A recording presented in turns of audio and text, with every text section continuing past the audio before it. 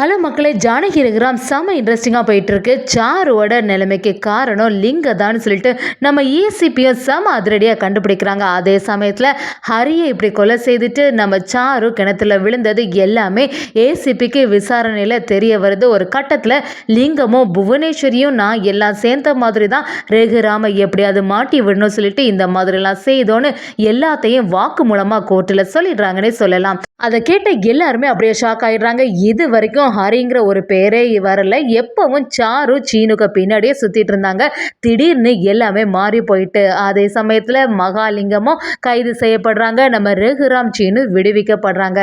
மாயாவுக்கு இப்போதான் கொஞ்சம் சந்தோஷம் ஆகுது. வீட்டுக்கு ரொம்ப சந்தோஷமாக வந்த ரகுராமும் அடுத்து நம்ம ஜானகி கனவை பற்றி சொல்லும்போது சாருக்கான எல்லா சடங்குகளும் நம்ம ரகுராம் பண்ணுறாங்கன்னே சொல்லலாம். வீடியோக்குள்ளே போகிறதுக்கு முன்னாடி யாரெல்லாம் நம்ம சேனலுக்கு சப்ஸ்கிரைப் பண்ணி அவங்க சப்ஸ்கிரைப் பண்ணிடுங்க.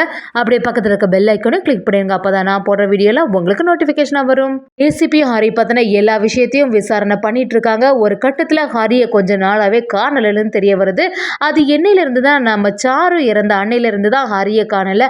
அப்போ இதுக்கு பின்னாடி ஏதோ ஒரு பெரிய சூழ்ச்சி மறைஞ்சிருக்கு. எப்படியாவது கண்டுபிடிக்கணும்னு சொல்லிட்டு ஹரியை தேடுதல் வேட்ட ஆரம்பிக்குதுன்னே சொல்லலாம். ஒரு கட்டத்தில் புதருக்குள்ள ஒரு சாக்குக்குள்ள நம்ம ஹரி இருக்காங்க. இதை கொஞ்சம் கூட எதிர்பார்க்கல. அங்க பயங்கர கூட்டம் கூடிருது.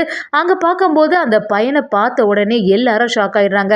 இதுதானே கொஞ்ச நாள் முன்னாடி ஏசிபி நம்ம வீட்டில் விசாரிச்சாங்க. இந்த பையன் தானே சாரோட லவ்வர்னு சொல்லிட்டு நம்ம மாயா ஜானகி எல்லாருமே யோசிக்கிறாங்க. என்னவா இருக்கும் இந்த பையனுக்கு, யார் இந்த மாதிரி ஒரு நிலைமை பண்ணியிருப்பான்னு சொல்லிட்டு அந்த இடத்துல அதிர்ச்சியா நிற்கும் போது மகாலிங்கமும் என்னது இது, இவங்க இதை கண்டுபிடிச்சிட்டாங்களோ அப்படிங்கிற மாதிரி மனசுல யோசிக்கிறாங்க. அப்படி அந்த இடத்துல பதட்டம் ஆயிடுறாங்க. ஏசிபி இதெல்லாமே கவனிக்கிறாங்க. எதுக்கு லிங்கம் இவனை பார்த்த உடனே பதட்டம் ஆடுறாங்க. கண்டிப்பா இதுக்கு பின்னாடி இந்த லிங்கத்தோட சூழ்ச்சியா தான் இருக்கும்னு சொல்லிட்டு ஏசிபிக்கு புரிய ஆரம்பிக்குது.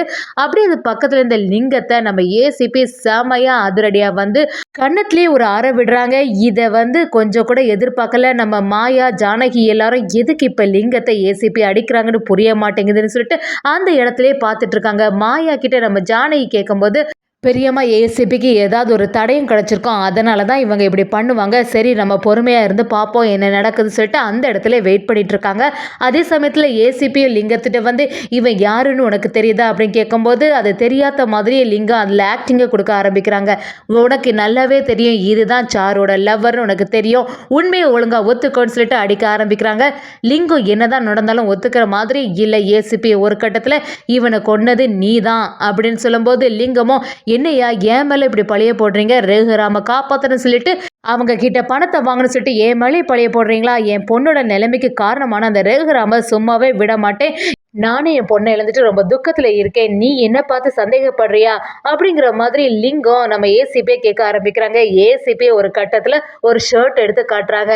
இங்கே பாரு, என்கிட்ட சாட்சி ஒன்றும் இல்லாமல் இல்லை, இங்கே பார்த்தியா இந்த ஷர்ட்டில் இருக்கக்கூடிய பிளட் கரையும் அந்த பையனோட பிளட்டும் சேமாக தான் இருக்குது, அது மட்டும் இல்லாமல் இந்த ஷர்ட் உனக்கது தான் எனக்கு நல்லாவே தெரியும், ஒழுங்கு மரியாதையாக உண்மையை ஒத்துக்கிறியா இல்லைனா இப்போவே ஸ்டேஷனில் கூட்டிகிட்டு போய் அடித்து துவம்சம் பண்ணட்டா அப்படிங்கிற மாதிரி கேட்கும்போது லிங்கமும் நம்ம மாட்டிட்டோம் சரியா, இப்ப என்ன பண்றதுன்னு முழிச்சிட்டு இருக்காங்க. ஏசிபி அந்த இடத்துல இருந்து லிங்கத்தை கைது பண்ணி கூட்டிட்டு போறாங்க.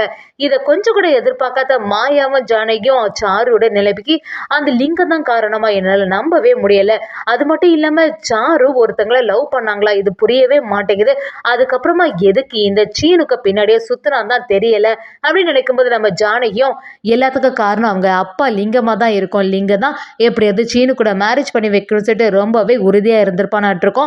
சாருவும் அதை நம்பியே இருந்திருக்கா அப்படிங்கிற மாதிரி நம்ம ஜானகியும் மாயா கிட்ட சொல்லிட்டு இருக்காங்க. மாயாவும் பெரியம்மா எது நடந்தாலும் நம்ம நல்லதுக்கு தான், எப்படியாவது இந்த கோர்ட்டில் இந்த விஷயத்தை வாக்கு மூலமா தெரிவித்து நம்ம ரகுராமையும் சீனுவும் வெளியில கொண்டு வந்துடலாம், எனக்கு அந்த நம்பிக்கை இருக்குன்னு சொல்லிட்டு மாயாவும் நினைக்கிறாங்க. அபிமன்யு கிட்ட நம்ம ஏசிபிஎம் நான் சொல்ற மாதிரியே கரெக்டாக தான் நடந்திருக்கு, ரகுராம் சீனுக்கு மேலே எந்த தப்புமே இல்லை, எல்லாத்துக்கும் காரணமும் இந்த லிங்கம் தான், பேசாம இவனை கோர்ட்டில் நாளைக்கு கூட்டிட்டு போய் அங்கே வச்சு இவன் கொடுக்குற வாக்கு மூலத்தினால கண்டிப்பா ரகுராம் வெளியில வந்துடுவாங்க, அதனால நீங்க எதுக்குமே கவலைப்படாதுங்கன்னு சொல்லிடுறாங்க.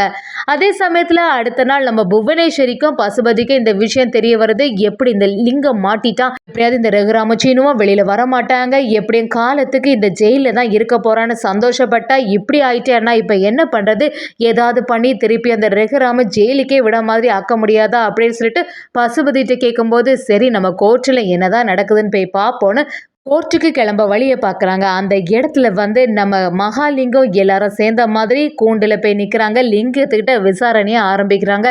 என்ன லிங்கம், உங்களை வந்து அரெஸ்ட் பண்ணி விட்டுருக்காங்களே, என்ன சம்பவம் நடந்துச்சு அப்படின்னு கேட்கும்போது லிங்கமும், ஆமாம் என்னோட பொண்ணு சாருவை நான் கொல்லணும்னு நினைக்கவே இல்லை, ஆனால் சீனுக்கும் அவளுக்கும் மேரேஜை வச்சுட்டு முந்தின நாள் நைட்டு இந்த ஹரி கூட ஓடி போகலான்னு சொல்லிட்டு ஒரு பிளானை போட்டிருந்தா, அதை நான் பார்த்துட்டேன். என்கிட்ட அப்பாவோட கட்டாயத்தினால தான் அந்த சீனுவை மேரேஜ் பண்ணதுக்கு சம்மதிச்சேன், இல்லைபடி இந்த ஹரியை தான் நான் லவ் பண்ணுறேன்னு சொல்லிட்டு எவ்வளவோ கெஞ்சினா, ஆனால் அதை என்னால் ஏற்றுக்கவே முடியலை. எப்படி இருந்தாலும் நீ சீனுவை தான் மேரேஜ் பண்ணணும்னு சொல்லிட்டு சாருக்கிட்ட எவ்வளவோ சொன்னேன், அவள் கேட்காம ஹரி கூட தான் போகணும்னு சொல்லிட்டு அவனுக்கு சப்போர்ட்டாக இருந்தால், அதனால எதிர்ச்சியாக அந்த ஹரி கூட சண்டை போடும்போது நான் அவனை கொண்டுட்டேன். அதை பார்த்த உடனே சாருவுக்கு தாங்கவே முடியலை. ஏன்பா இப்படி செய்தீங்கன்னு சொல்லிட்டு அந்த கணமே அவள் அந்த கிணத்துக்குள்ளே குதிச்சிட்டா. இதை நான் கொஞ்சம் கூட எதிர்பார்க்கல. எப்படியாவது சாரு நல்லபடியாக இருப்பான்னு பார்த்தா இப்படி ஒரு நிலைமை ஆயிட்டு. அதனால தான் என்ன பண்ணணும்னு எனக்கு புரியலை. அதான் நான் சாருவை வந்து இந்த மாதிரி சூசைட் கேஸாட்டு மாற்ற பார்த்தேன். நடந்த எல்லா விஷயத்தையும் கோர்ட்டில் சொல்கிறாங்க. அது மட்டும் இல்லாமல் நான் புவனேஸ்வரி ஏற்கனவே ரகுராம் குடும்பத்துக்கு மேலே ரொம்பவே விரோதமாக இருந்தாங்க, அதனால் அவங்களோட ஹெல்ப்பையும் கேட்டு வச்சு அந்த ரகுராம் சீனுக மேலே எல்லா பழியும் போடுற மாதிரி செட்டப் பண்ணி வச்சுட்டோங்கிற எல்லா உண்மைகளையும் மகாலிங்கம் கோர்ட்டில் அந்த இடத்துல சொல்லிடுறாங்க. இதை கொஞ்சம் கூட எதிர்பார்க்கல நம்ம ரகுராம் சீனு எல்லாரும். எனது லிங்கமாக இதுக்கெல்லாம் காரணம் சாரு ரொம்பவே நல்ல பொண்ணு, அவளுக்கு இப்படி ஒரு நிலைமை வரும்னு நான் கொஞ்சம் கூட எதிர்பார்க்கலன்னு சொல்லிட்டு ரகுராம அந்த இடத்துல ரொம்பவே ஃபீல் பண்ண ஆரம்பிக்கிறாங்க. ஒரு கட்டத்தில் லிங்கத்தோட வாக்கு மூலத்தினால நம்ம ரகுராமும் சீனுவும் அந்த இடத்துல இருந்து நிரூபிக்கப்படுறாங்க, நிரபராதின்னு சொல்லிட்டு வெளியில விடுறாங்க. நம்ம லிங்கத்தை அப்படியே அரெஸ்ட் பண்ணி கூட்டிட்டு போறாங்க. அதே சமயத்துல புவனேஸ்வரிக்கு இதை தாங்கவே முடியல. ரகுராம் ஜானகிட்ட வந்து இப்போதைக்கு தான் நீங்க வெளியில வந்திருக்கீங்க, எப்படி இருந்தாலும் ஏதாவது ஒரு சூழ்ச்சி பண்ணி உன்னை உண்டு இல்லைன்னு பண்ணுவேன் பாரு அப்படிங்கிற மாதிரி ரகுராம் கிட்ட திருப்பியும் சவால் விட ஆரம்பிக்கிறாங்க புவனேஸ்வரி. இதை கேட்ட மாயாவும், என்னதான் நடந்தாலும் நான் இருக்க வரைக்கும் இந்த குடும்பத்தையும் என்னோட பெரியப்பா பெரியம்மாவை என்னவும் நீ செய்திட முடியாது அப்படிங்கிற மாதிரி மாசாட்டு அந்த இடத்துல டயலாக் விடுறாங்கன்னே சொல்லலாம்.